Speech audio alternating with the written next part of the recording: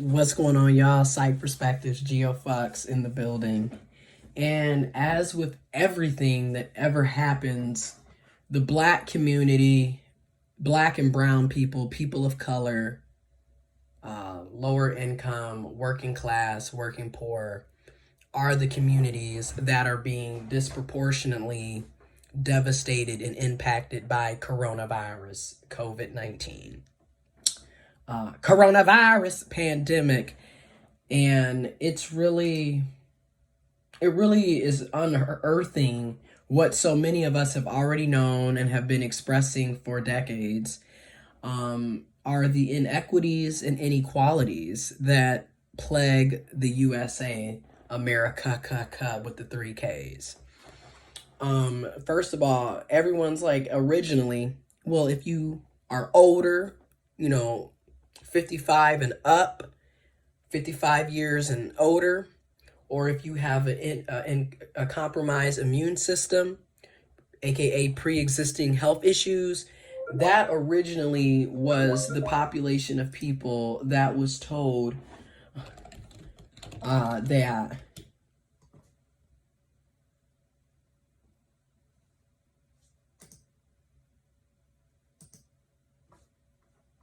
okay, sorry, we're working from home. This was originally the population of people that was told were at risk for catching corona. Yet, what we're seeing is a lot of people had no idea that they had pre-existing health issues. Seeing that a lot of people in this country do not have access to health insurance from the get-go. So if you don't have health insurance, how are you supposed to go to the doctor? How are you supposed to get a checkup so you can see if you have any health issues, period, when you don't even have access to health insurance? So that right there is another huge dilemma for a lot of people. So a lot of people are going through that. A lot of people had no idea that they even had any health issues, and they ended up finding that out when they got sick. There was an incident where a young man in Spain, I believe, this could be incorrect, but a young man was 21 years old, went to the hospital because he was sick and was having symptoms of COVID-19, only to find out at the hospital, not only do you have COVID-19, but you have leukemia. And again, these are health issues that would have been screened properly if everyone had access to health insurance. A 21-year-old didn't even know they had leukemia. And yes, this 21-year-old died. Now that's just one issue, right? Let's look at the bigger issues of systemic oppression. A lot of times in the black community, people of color communities, where do we live? We live near the inner city or in the inner city. A lot of these inner city locations are essentially brown zones, aka they're waste dumps essentially. Everything's polluted. In the neighborhood that I live in, shout out to Flint, Michigan. Flint Lives Matter.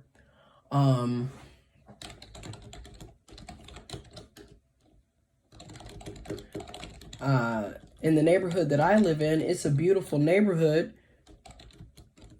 But let's be honest, we live by a factory. So again, a lot of black communities, brown communities, people of color communities, lower income, working class communities are literally in brown zones where the entire land, the atmosphere, the air, the grass, everything, the water, the lakes, the streams have been polluted by the factories. I live right next door to a General Motors factory. And you have to ask yourself, whose great idea was it to put an entire neighborhood with a school, there's an elementary over here and everything, by a factory where we're constantly getting polluted by the factory? And then you wonder why, again, people of color on average tend to have higher rates of asthma and respiratory health issues directly related to the fact that you're living in polluted areas. You're living next door to, steel mills and factories and just everything that's being polluted. And that's what we live by. It's really sad and disgusting that that's how things are. And that's one aspect, right? And then you got the redlining that took place where people of color, black folks, were kept from entering into certain neighborhoods because white people didn't want them living there, which is no different than today, which is why when you go through a lot of these suburbs, you don't really see black people. You don't really see brown people. You don't really see that many people of color. And that's not done by a mistake. That was designed. Institutionalized racism and redlining, keeping people of color out of specific neighborhoods. To this day, people are still being discriminated against when they try to buy houses because of their race and ethnicity. Okay, so those are just a few examples of how systemic oppression has pretty much put people of color at risk for contracting coronavirus, COVID-19. Okay, then we couple this with our failed healthcare system. I mean, a lot of places, even in rural America, we don't have that many hospitals in rural America.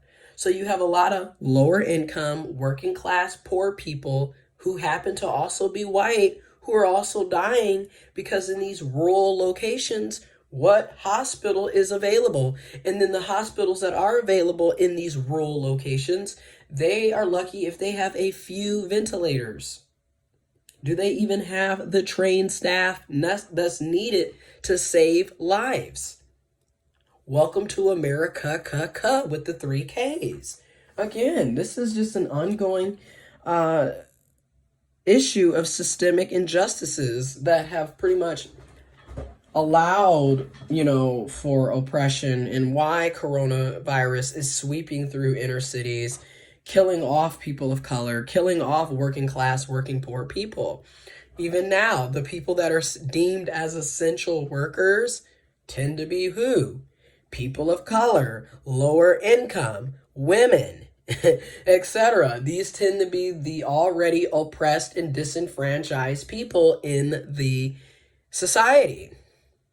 It's a privilege to have a job that allows you to work from home, because a lot of these people that are working at the grocery store, working at McDonald's and fast food restaurants, working at gas stations, they're already low-waged employees.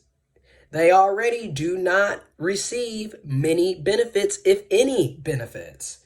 So again, this is a compound issue of oppression. This is not a joke.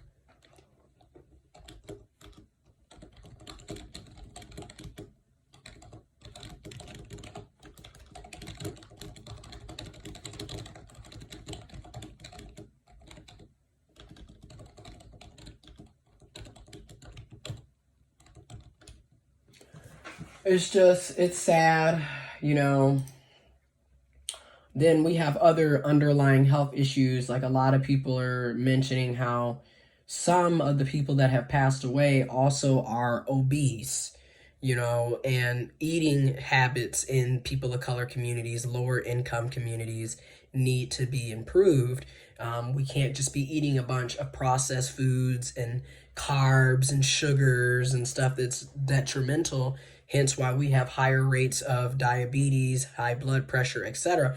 This is very true, but we're also seeing people who are quote unquote skinny, quote unquote fit, quote unquote muscular, quote unquote vegetarian, vegan, and eat a well-balanced meal. And guess what? They're dying too. Because once again, coronavirus is individualized. It doesn't impact everybody the same way. Like I said, I've been dealing with my sickness for 3 weeks, and I'm feeling way better than where I was 3 weeks ago. However, it impacts us differently. I'm dealing with it 3 weeks later. In the meantime, my granny had to be on had to take her the nebulizer breathing machine so she can get airflow to her lungs. Okay? So I'm 27 dealing with it. She's 75 dealing with it. Again, differences. right? You got people, like I said, that 21-year-old didn't even know they had leukemia and died. So it impacts us differently, you know.